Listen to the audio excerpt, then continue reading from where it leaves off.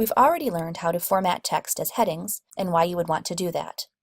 Headings also can help you make more white space in your documents. And as I've said, white space is super important when it comes to document scannability, especially in digital environments. Here in the Basic Course Guidelines section, the headings have a couple of problems. They've been manually styled instead of using paragraph styles, and they're underlined. Underlining is always a bad idea because in today's day and age, underlined text is assumed to be a hyperlink. So I'm going to correct all the headings in this section. First, I'll format the heading as a heading 2 because this heading is nested under the Basic Course Guidelines section, a heading 1. We always want to start with heading 1 and move logically to headings 2, 3, and so on in documents.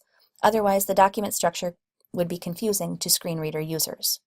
Since we've already seen how to style headings, I'm just going to quickly change the first one to Calibri, 14-point bold, and update heading 2 style to match.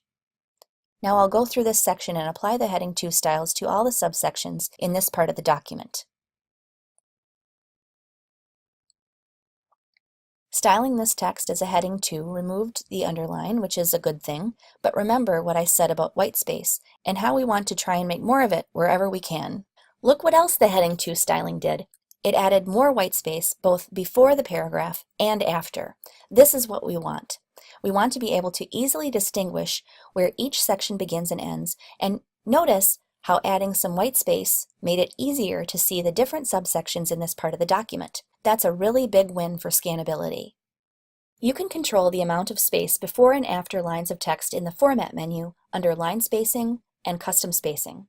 Notice that for heading 2, Google Docs is adding 18 points of space before the heading and 5 points after. Go ahead and experiment with these controls to see the effect they have on your own documents.